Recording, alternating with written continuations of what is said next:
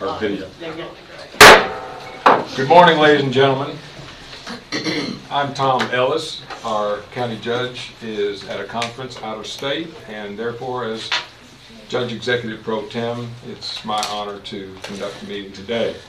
And at this point, would you please all bow and pray.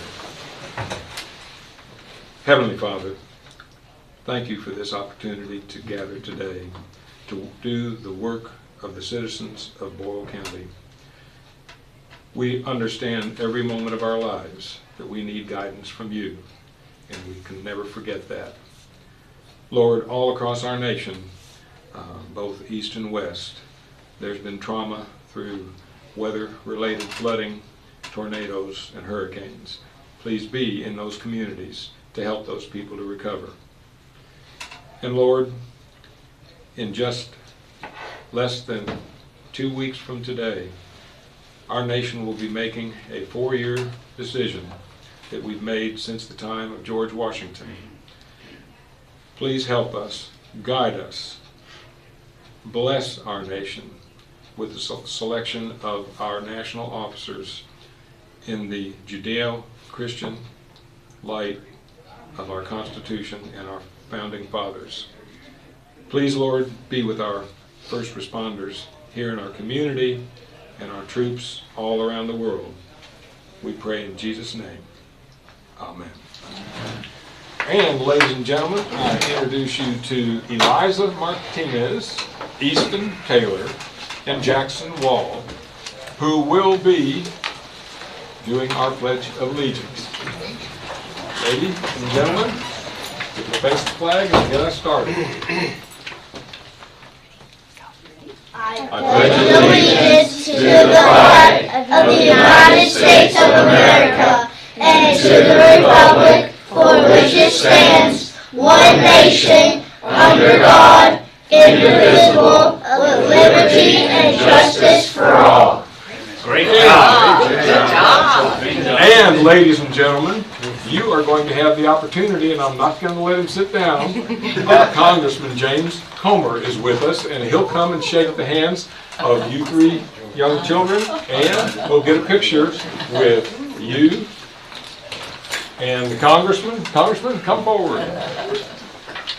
Great to see you, sir. How are you? And we'll be bookends. You come right up here. Good job, guys. How are you all? Good job. Jackson. And Easton and Eliza. If you'll come get between the congressman and me. Congratulations. All right. All right, there's the camera. Look over here. Great job. Great job. I'm going to zoom in just slightly. There we go. Thank you. Thank you. With the privilege of the floor, I'm going to ask the congressman to speak for just a few minutes about what's going on in Washington, D.C. and around the world. Congressman. Well, thank you, and I appreciate the opportunity to come in and say a few words. First of all, I want to thank you for your service.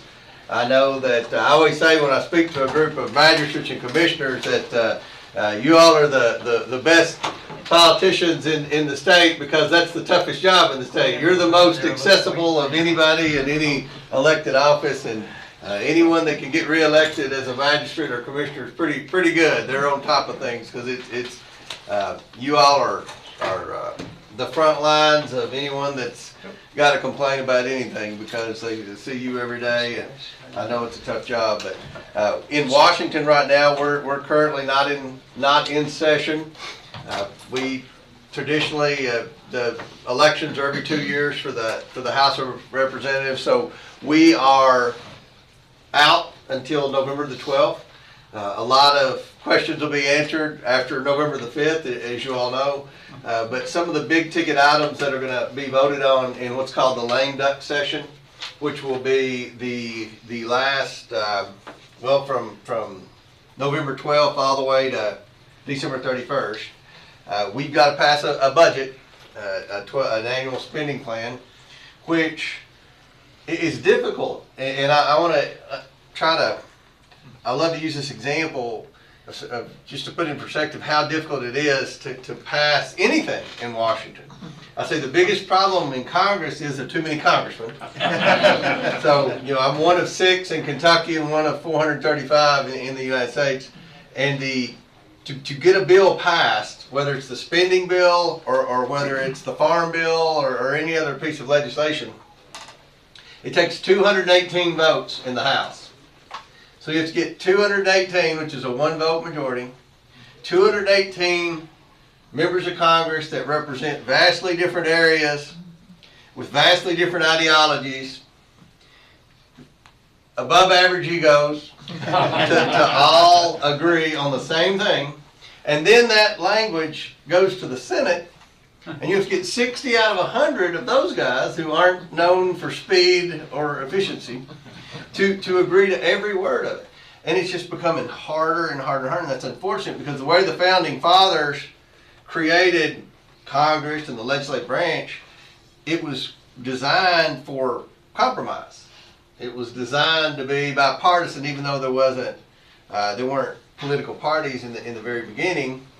And what's happened is it's becoming more partisan because only 3 times in the history of the United States, and just for 2 years, has the party that's been in the White House had a majority of the House of Representatives and 60 votes in the Senate. It's just not going to happen. So especially in the Senate, it's designed to give and take, and there's just not a lot of givers and takers anymore. Or givers, there's a lot of takers now, not many givers. So we're going to do everything we can to get the budget funded. And you know, when we talk about the compromise, you have someone like me. I've been critical. I think there's a lot of waste, fraud, abuse, and mismanagement in the federal government. I think there's a lot of wasteful spending, unnecessary spending. But I also believe there's worthy spending where there's agencies and programs that need to increase funding. There's agencies that I think not only could decrease funding, could probably be eliminated. So obviously I want to support cuts in certain areas. Then you have members of Congress that want to increase spending. You know, you can't spend enough. They want to keep spending. So what's the compromise if you have people that want to cut spending and people that want to increase spending? The compromise is the same spending, level spending, and that's called a continuing resolution. And that's unfortunate because if you have agencies or divisions or bureaucracies in the government that are underperforming, they get rewarded because they get the same amount of funding. If you have agencies and bureaucracies they're doing great things, helping people, they don't get any increased funding. And it just kind of hurts the morale and everything. But that's where we are, and that's how the continuing resolution, which is you continue spending at the same levels. That's kind of what's happened in Washington over the last 6 years, and it's unfortunate. But we've got to do that. We also have to do something on the Farm Bill. When I was Commissioner of Agriculture, I came to Boyle County a lot. You got a tremendous agriculture base here. Your grain farmers probably get more for their corn in any county in the state because they got those contracts with the distilleries here, and they pay a premium, so that's really good. You've got some of the best beef cattle people here, and you're very diversified agriculture base here. The Farm Bill is a piece of legislation that comes around every 5 years, and it has in there funding for lots of things. All your food programs are in the Farm Bill. So SNAP, it has a significant funding piece in there. Your school nutrition programs, you know, if you notice in the last few years, especially after COVID, a lot of schools expanded their school nutrition programs to where you have breakfast and lunch. I remember in COVID, I was one of the co-sponsors that funded the schools, even though they were shut down, to continue serving meals during COVID. And if you, any school system in Kentucky, you would go there and they would be lined up around the school, people coming there to get the meals for the kids. So there's a big funding piece in there for that.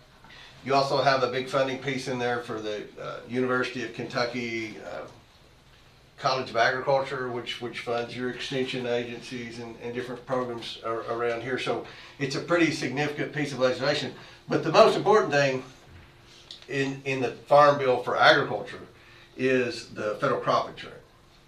And, you know, there's not a private insurance company big enough, financially sound enough to insure all the crops in America.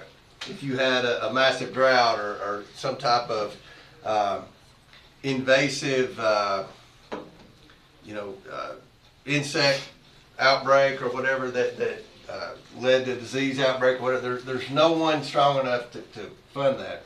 So the government has a federal crop insurance program, and the banks, Farm Credit Services, whoever ag credit, whoever loans to farmers, they're not going to loan to farmers with all that risk if they don't have the crop insurance. So it costs a lot of money to put a crop out.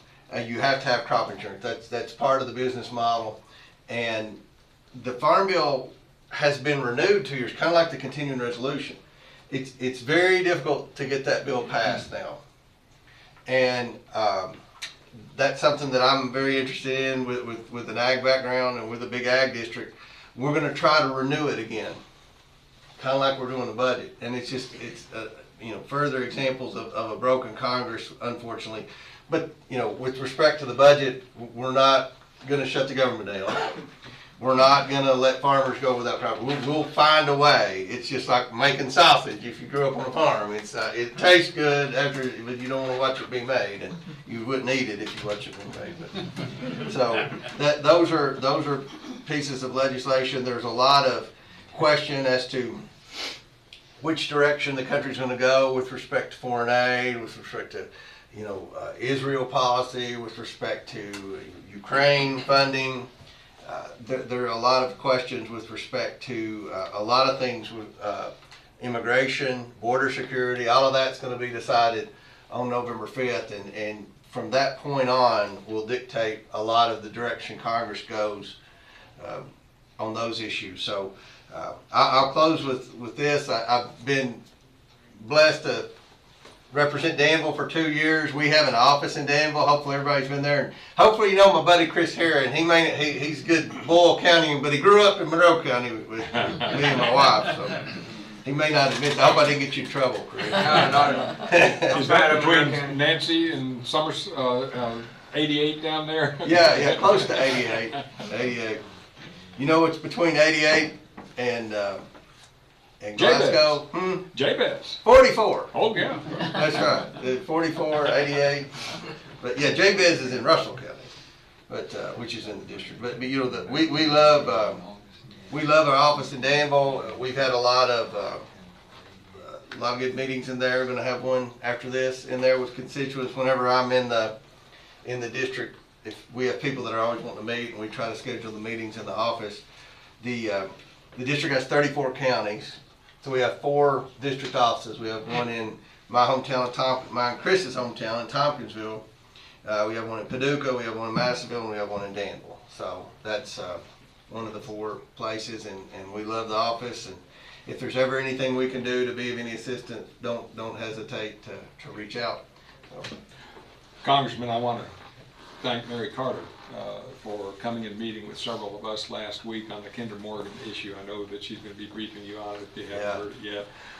And then just a couple other things. Hope you can join us at 10:30 with the extraordinary expansion project that's going to begin with the shovel at 10:30 today over at Ephraim McDowell. Oh, that's why I'm here. That's why I forgot to mention that. And perhaps of the greatest importance, are you going to take time to get home and go deer hunting?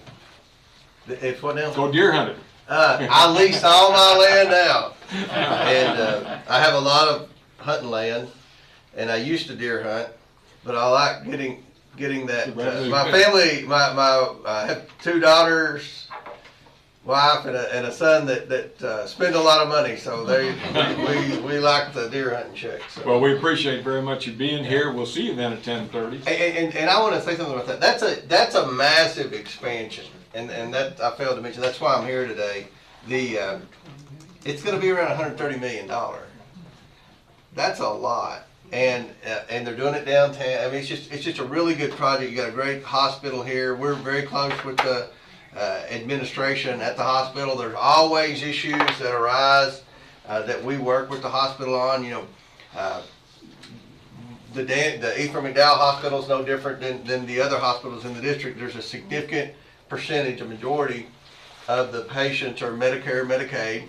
So you've got a lot of federal bureaucracy, and there's a lot of issues arise with the Center for Medicare Services, and you've got to sometimes clarify things on reimbursements and things like that. So we've got an employee from Casey County that works in our office, and she works closely with the hospital administrators anytime obstacles arise, payment issues arise and things like that. So we work closely with that hospital, and we're real proud of the expansion there, real proud of the expansion that Center College has undergone. My boy plays travel baseball. That baseball field's pretty nice over there. You got the best school in the state here, of higher education. So you got a lot of good things going on in Danville, and don't hesitate to ever reach out to Mary Carter if we can ever be of any assistance. Congressman, thank you. Round robin and shake hands, we'd appreciate it. Yeah. Can we get a picture real quick? Absolutely. Yeah, let's get a picture.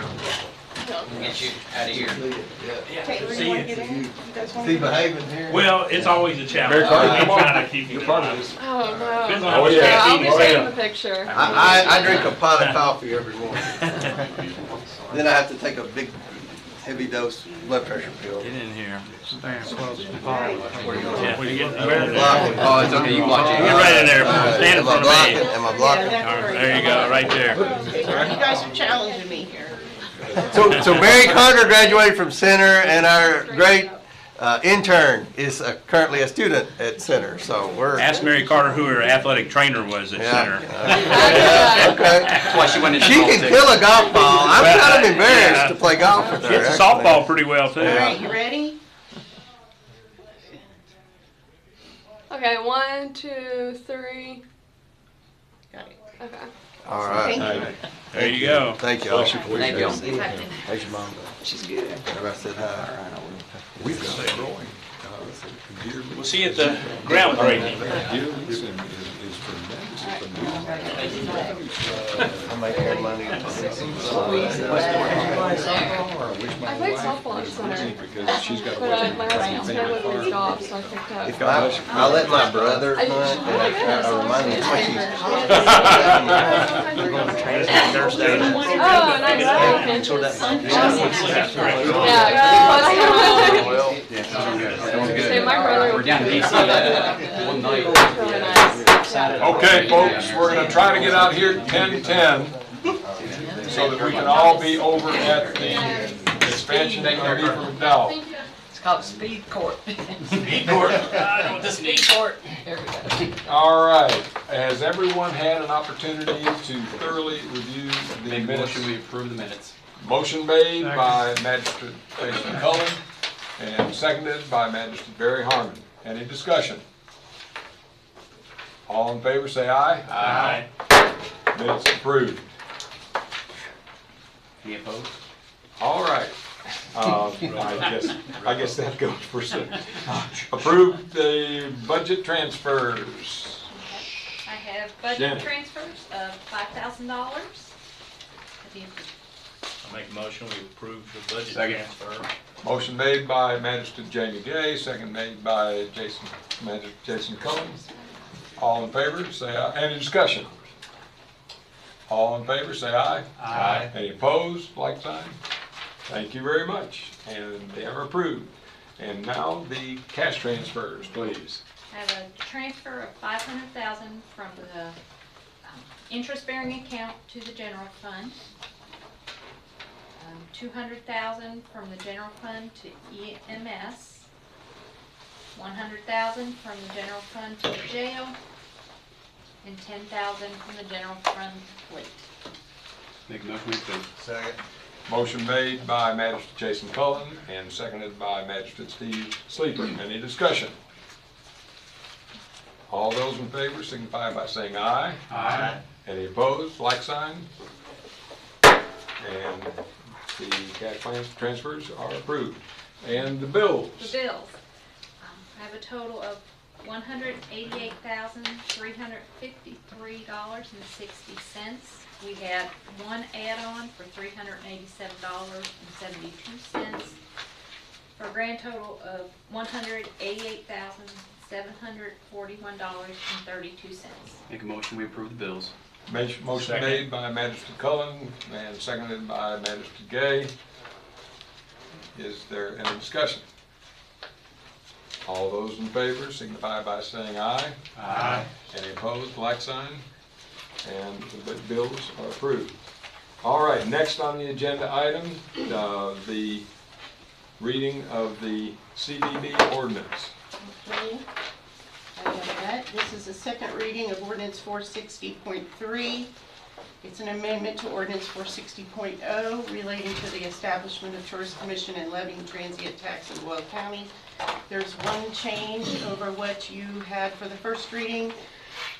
Kris has reviewed this, and it suggested we add the language rentals through online travel companies as part of who has to pay the transient tax. So that's the Make a only motion. change. Second. Motion made Second for reading. the approval of, Ordinance 460.3. do we make a first motion on the change or No, you can Okay. just do a second. on the overall document? Motion made by Magistrate Gay, seconded by Magistrate Cullen. Any discussion? All those in favor signify by saying aye. Aye. Any opposed? Nay? And that is, the second reading has been approved. Joint jail. All right, next up, we have a joint jail discussion. And if you'll come forward, sir.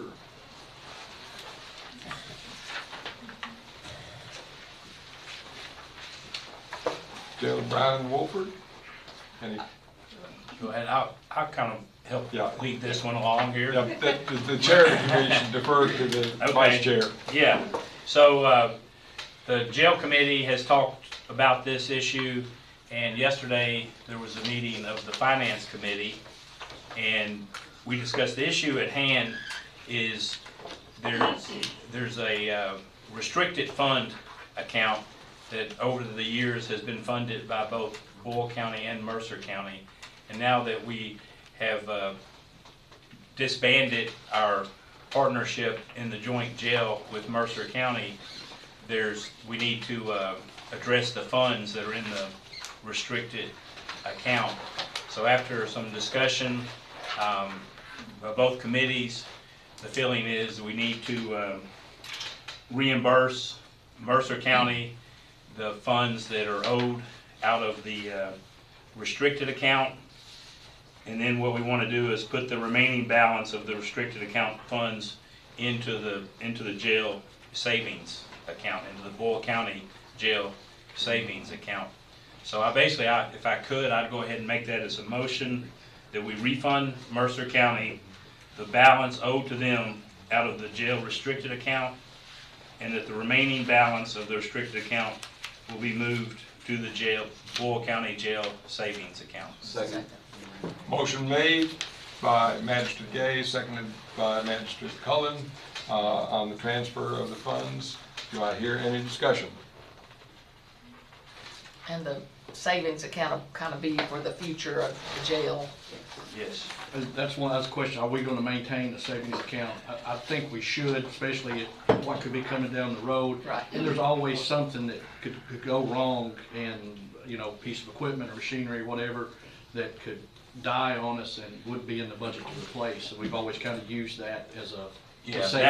that was the feeling of the finance committee, but obviously as we move forward into the next budget cycle, we can have further discussion about how Counselor, that. since that is standard procedure, I don't think that has to be clarified in the motion. Am I correct? I wouldn't think so. Okay. All right, any other discussion? All those in favor of the motion, please signify by saying aye. Aye. Any opposed, likewise? And that is approved. Thank you, sir. All right, next we have Proclamation Domestic Violence Month. Counselor, would you like to speak to that? I know that you're extremely passionate and involved in that, and then I'll read the motion. All right, yes, it's Domestic Violence Month. We've been raising awareness for it all month, and I guess last week we put out purple flags in the courtyard at Wesker Park, just to give recognition of domestic violence. People know that it's happening every day. You know, it happens. Really, domestic violence does not discriminate. Rich families, poor families, wherever there's domestic violence can occur. And I'm lucky to have a victim's advocate who helps with domestic violence cases and tries to help people who are victims of domestic violence, to whether they need shelter or just need somebody to talk to. I've got a victim's advocate, Ashley Edwards, if you want to stand. She's here at our office to help. She attends domestic violence court every Thursday, and there's lots of cases. I mean, it's gotten so big in Boyle County that we almost need a full day for domestic violence cases.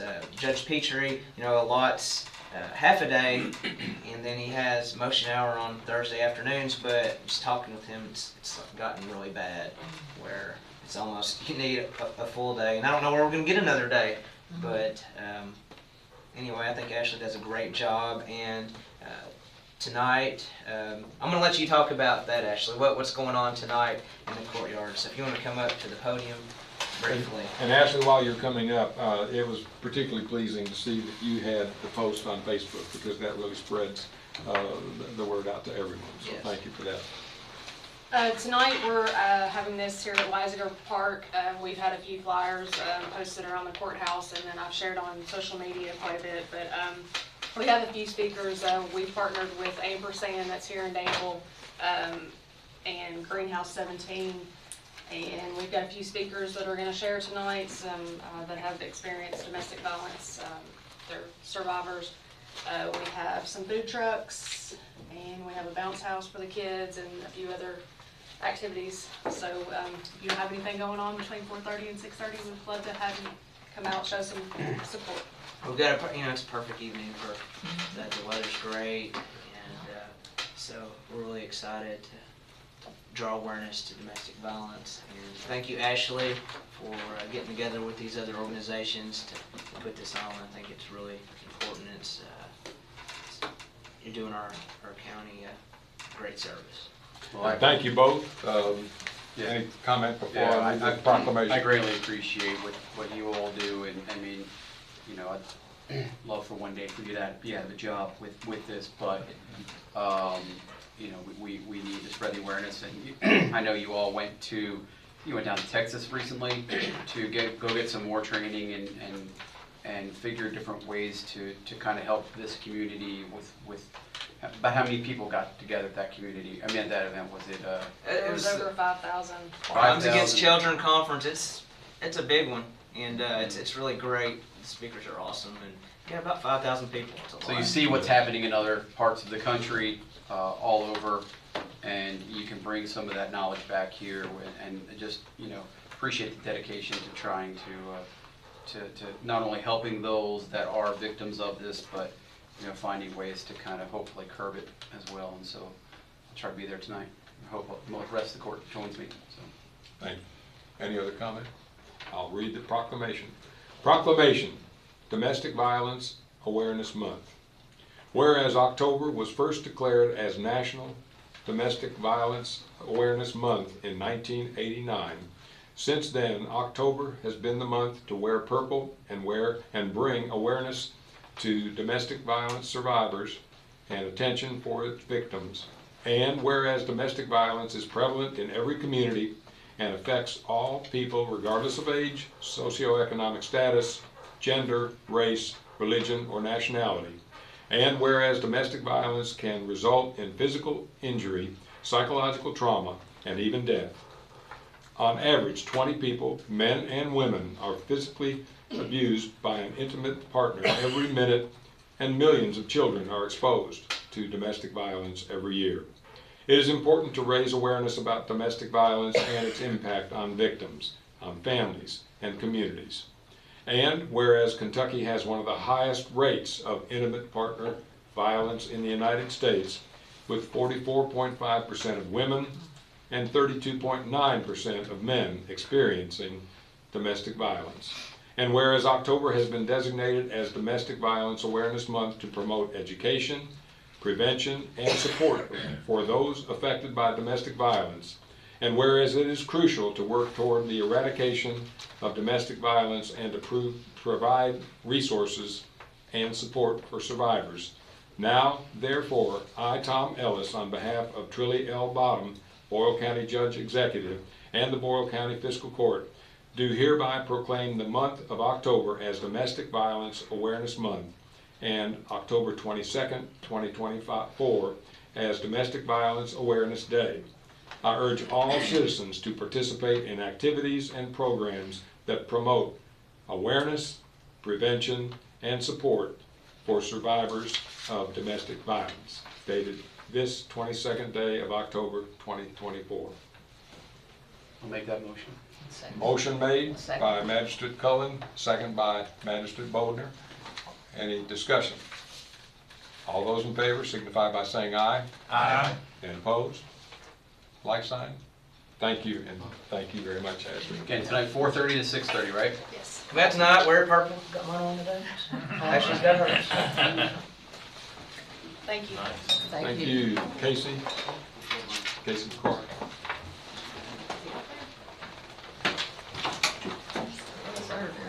There he is. Good morning, Casey. Anything big going on? Oh, just a little bit. Just a little bit. I'm just here for y'all to recognize the third quarter report for our budget. Make motion. Second. Motion made by Magistrate Cullen, second by Magistrate Sleeper. Any discussion? How's everything going? It's good. It's going Yeah. good. You ready for an easy next couple weeks? Yeah. Kicking back? I'm hoping that we can get anywhere from 45 to 50% of people in early voting. Absolutely. Because they're looking at 70 to 75% turnout throughout the state, so, which is the biggest turnout in the state's history. So, with what we have on the ballot and the amendments, we're going to hopefully get as many people as we can on early voting. And Facebook posts and everything else to get folks out. You know Yeah. where to go. Yeah, I'm going on the radio tomorrow. Of course, then I've been advertising for the last 3 months for it, so. We've had a lot of phone calls about people wanting to know when it is, so I feel like a lot of people's going to show up and early vote. So early vote starts? Well, it starts here in this room starting tomorrow, and then it'll go on for 6 days, and then you have, that's with excuse, and then after that you'll have the 3-day early voting, October 31st to November 2nd, from 8 to 4 at the showroom. I've had questions on early excuse. That's kind of an odd terminology. Briefly, what does that mean for the That just means if you're not going to be here any days of the 3-day early voting or election day, gives you the excuse that you can vote on the 6-day early voting excused. Casey, can I confirm 10:23 to 10:30 is excused voting? 10:31 to 11:02 is early voting, is that right? Yes, excluding the weekends on excused. Yeah, okay. So it's the Thank you. 23rd through the 28th, and then, or 25th, and then the 28th through the 30th. Say that again.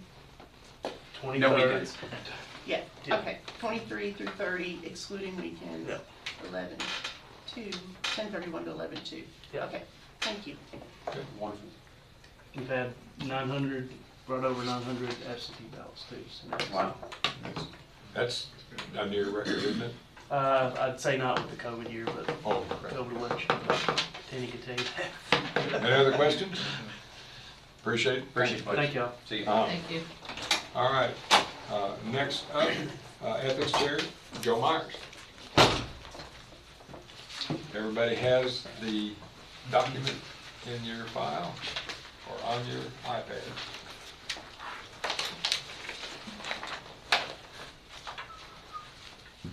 With your permission, County Attorney has presented to me an additional section which dealing with the code. I'd like to yield to him at this time if you'd like to present what you were wanting to add to what we presented, if that's okay. And technically, by the way, for the audience, this is a first reading, so we don't necessarily get down in the weeds on this one, but there is a change that our council would like to make. Right, I've reviewed the changes from our current ethics ordinance that the ethics committee has recommended, and I think they're all good changes. And I was looking at the Fayette County ethics ordinance that they have, and in their penalty section, I want to maybe sit down with Joe and just go over a few of the things that Fayette has that we don't, to maybe include in our ordinance, because there's one part which I really like. It just says, any person who files with the Ethics Commission a false complaint alleging a violation of any provision of this chapter which he does not believe shall be subject to be criminal penalties imposed by a court of competent jurisdiction pursuant to KRS 523-040. So, I mean, sometimes we get these ethics complaints and they're pretty bogus. And there's nothing, there's no repercussions for the person that filed it. So I think with that listed in the penalty section, maybe people will think twice before they file some kind of bogus complaint. I would say that not, most are legit, but there are some that are not. On that point, the lay public won't have this multi-page document, but I would suspect that either coming through your office or even coming to any member of the Ethics Commission, a caution light would be put up because they won't have read that in this document. Would that be fair to say? If you go on the complaint form where they sign. Yeah, where We can, I think the complaint form it is under oath, but we can adjust it. We can adjust the complaint form to adopt the language that you want, and I can ask if somebody would make a motion to ratify that, if you'd like to do that here today. Put it in the second one. Right, let's do that in the second round. Yeah, I was going to say that would be premature on the first reading. That'd be great. Thank you. And for those listening from the outside, procedurally, at first reading to the second reading, there can be amendments made, so that can be handled when we get back together. That'd be great. And I'll get with you, Chris, on that. All right, sounds great. Let me begin by saying that we're going to be having training, annual training on November the 21st for department heads, and that's one of the reasons we were looking at revising this, and then we heard that you wanted to put this into a digital form. So we've tried to kind of say a lot of this is filling in some blanks, some gaps, and clarifying some things. I'm happy to answer questions or present whatever. I know you all got a lot of things to do, but on the code itself. But essentially, we were trying to basically, I think you could say, clean up some things and clarify some things. Make a motion, we approve this as the first reading of the ethics ordinance. Second. Motion made by Magistrate Cullen, second made by Magistrate Bodner. Any discussion?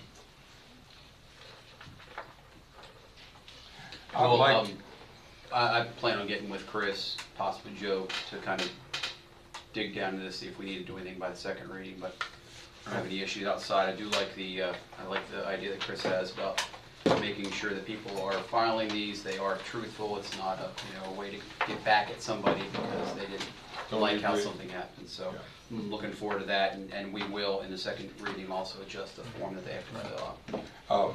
One point, and I would invite Julie to make a comment about this, the accessibility that we're going to be having for the public at large online.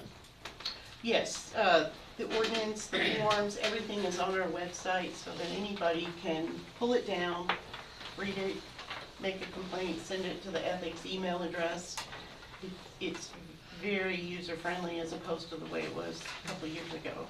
So I feel like the more transparent we are, just looking at doing maybe some videos down the road. So we're really trying to be transparent about the ethics committee and what they give access. Yeah. We are planning on putting this training on the website for people who cannot make that training. I did want to mention, I also want to thank Kris and Julie for their help in the work we're doing on this. I did want to mention on this statement of financial interest, you may have noticed that we do not have a notary requirement on this anymore.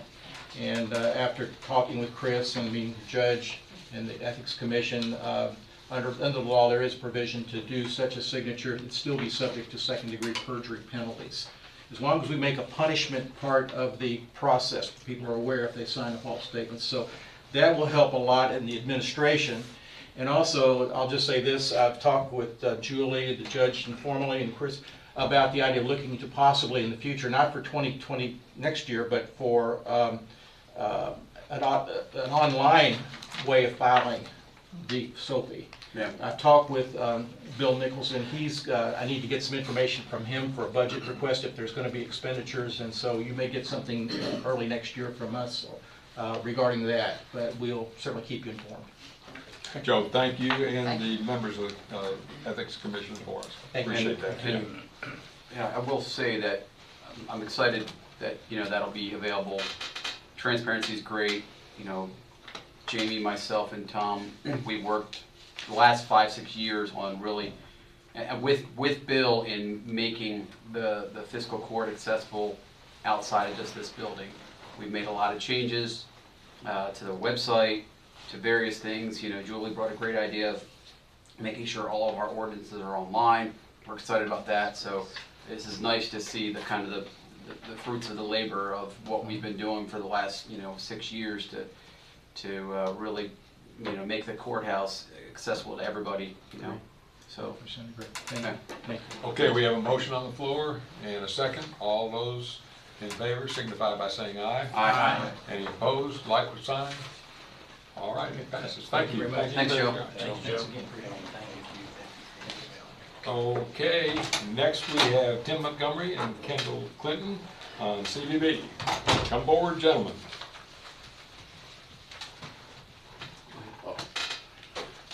Good morning. Good morning, Sir.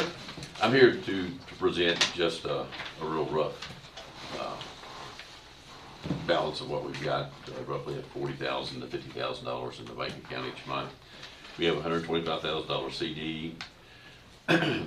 We finished June 30 of 24, about $16,000 above our budgeted revenues. We increased our revenues for this year, and we're running right on schedule for the first quarter of this year, which will be 6/30/25. We have two weaknesses that I see. I think one of them was addressed earlier in your vote, is some collection efforts. And another one, we're still dealing with collections or identifying properties that are subject to short-term rentals. We're working on it daily, and I hope we get it conquered. The legislature passed laws, but there's a court case that they're fighting, trying to not implement that. We had hoped to, I guess about a year or two ago, to implement business licenses required to everybody, but that kind of fell short. Okay. Maybe that's something we revisit again. The idea is that there's not that many businesses out in the county that justifies it, but I think this would easily help you all kind of identify, and then you don't know what you don't know. So we always think that there's not a lot of businesses out there. We have a private detective standing here that's doing as good a job. We actually hired an outfit that was promoted that they would help us, and I think Kendall's going to ask them for a refund. We're disappointed with it. Mr. Montgomery, we did increase in the new ordinance, we increased the penalties up to 20%, and we're now levying a 12% interest on past due balances. Right. Hopefully, Yeah. that will And I help. think it put a sting into it. Yes. And get their attention. Yeah. Because we've got some regulars, I think we could call them. Yes, repeat offenders. Yes. Okay, any questions? No? Cool. Thank you, gentlemen. Good to see you guys. Thank you. Thanks, Tim. Appreciate it. I appreciate Kris and Julie working on the Oh, ordinance. hold on, I do have a question. I lied. You're almost out the door. Get over here. Why don't you give us an update on that building down in Perryville that you got going on? Anything that you want to share with us about that? or- Not yet. We're still finishing my wife's barn. And hope to have it done next Friday, but I've said that week after week. As you know, I'm an optimist. I thought I could do that project in 3 to 4 to 5 weeks, ending the 4th month on it. Well, it is almost a quarter of a city block, right, that you're doing, so. Yeah, and the part that we're working with somebody on is going to be quite spectacular. Yes, it is. As we get closer, I will approach you guys for some advice and some, not financial help, but some help. Yeah, appreciate that. All right. Yeah, very much. Well, thank you. Thank you for mentioning it. Yeah. See you guys. Okay, I'm out. You're out now. See you. See you guys. I appreciate y'all passing the ordinance. That's gonna help when it comes to the requirement that Airbnb collect our transient room tax for us. There's a court case right now playing out, and once, hopefully that's settled in our favor, they'll start collecting that, and we'll just get one check a month instead of having to go through tracking down all these properties. Right now, we've got 47 properties that we know of, short-term rentals in the county. Most of them are, we've caught up with them, got them paying. We've still got about 9 that have not responded to first and second warning letters. So we've got to address those. In most cases, we'll request Julie and Kris help us out, send a letter, and that's usually all it takes. So I'll get with Julie this week. I've got updated lists. A couple of them have actually paid us, so I've got some new information on that. Anyway, all that money goes to help us with our marketing and advertising efforts. So far this quarter, we've spent about $50,000 on various marketing and advertising campaigns, from print and digital ads to a series of billboards. If you've come out of Nashville recently on I-65, you may have noticed we've got a billboard just north of Nashville and one just south of E-Town. There's one over in Berea, and there's one down in Somerset. And these are all culinary focused. Last year we did a music focused billboard, kind of roughly those same areas, and this year it's culinary, promoting us as a place to come have a good meal. So those run through December. If we're lucky, nobody else will want that billboard space, and they'll just stay up there, get some free time on the billboard. But we at least have them up there for 4 months. And I have had people mention to me that they've noticed them coming out of Nashville. Other big project that I think is going to wrap up either late this week or next week is the Perryville wayfinding signs. Signs Etc., which is the same company that did the wayfinding signs you see out on the bypass that the city of Danville did. They had the low bid to do our signs, and they had a December 23rd completion date. But fortunately, they were working on a project over in Richmond, and they're out of Charlotte, North Carolina. Wanted to get it done while they're here, so they sped it up. They've already been over and dug the footers. Everything's ready to go. They should roll into town, I think, later this week with the signs, put them up, and then we'll have these in place.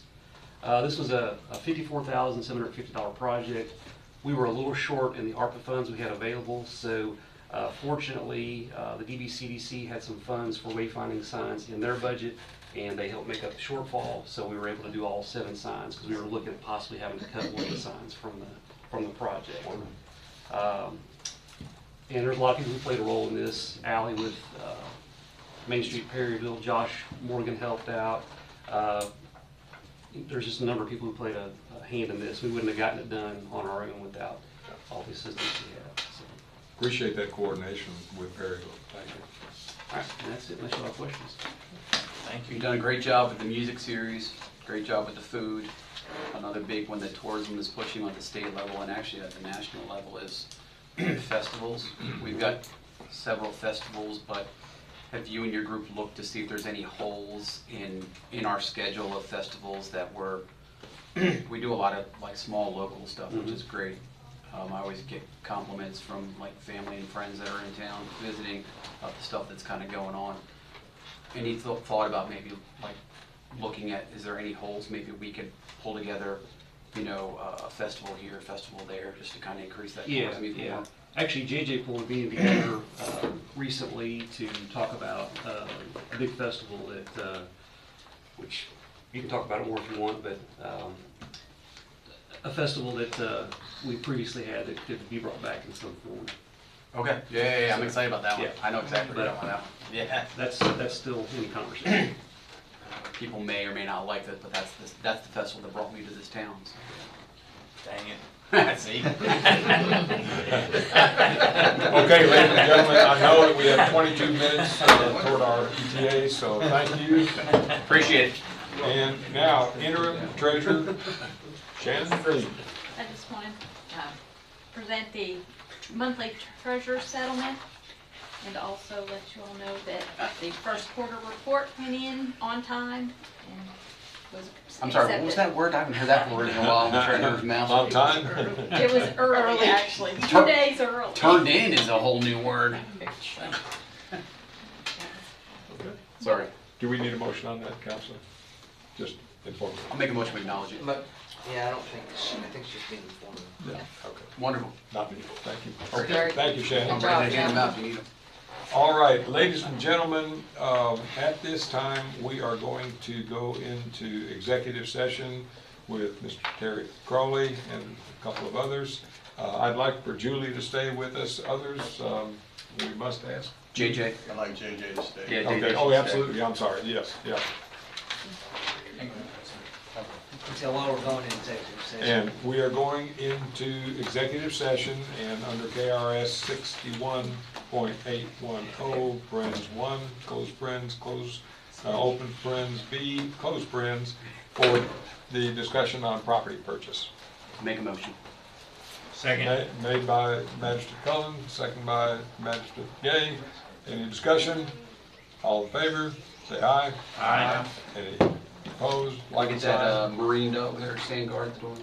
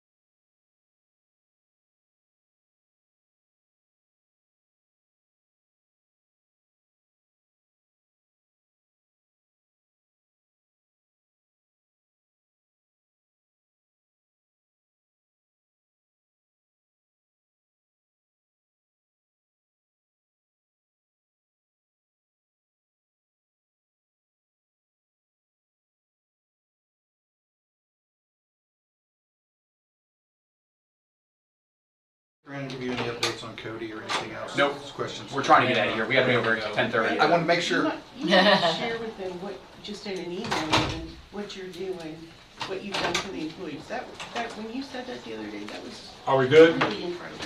Julie? You are.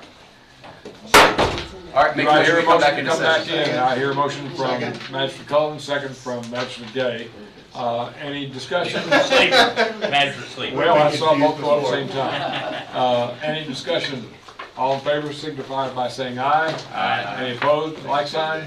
All right, we are now back in session. And no. With no action. No action was taken In closed session. in closed session. All right. All right, round robin. Okay, trunk or treat, the 31st, 5:37, Junction City, they've got 25 booths, I think, set up, so it should be really good. That's it. Nice. Junction City trunk or treat on the 31st. Can be a good Oh. turnout. November 4th is our next Junction City Matters meeting, 5 p.m. Yep. Come on out. I know Danville's not doing a trunk or treat downtown, so come on down to Junction City. Finance Committee met yesterday. We talked about that already. We talked about the joint restricted account, and we reviewed Shannon's two-day early report, quarterly report that was turned in. So thank you for all of your work you all have been doing, and happy birthday to that corner over there. We had some birthdays this week. Okay, Steve. One thing I have is the EDA met yesterday, and other than what Chair Crowley shared with us in closed session, the only thing is we are looking at some proposed projects for KPDI Phase 3 funding. That's all I have to report. Shannon? Anything? Julie? I attended the public procurement conference last week and got a lot of good information that'll help us be better at our procurement. That's good. So that's enough. Counselor? Next Wednesday, Lexington Avenue Baptist Church is having a trunk or treat, so the whole community is invited to that as well. It should start around 6 p.m. Okay. Anything else? Come out tonight to the domestic violence awareness out at the Weissker Park with the numerous food trucks and the speakers and the bouncy house. Beautiful night. 4:30 to 6:30, right? Yeah. That's it, thank you. I had 4, but I'm going to use 1. We all received yesterday a KMCA survey for legislative issues. I'm still on that legislative committee.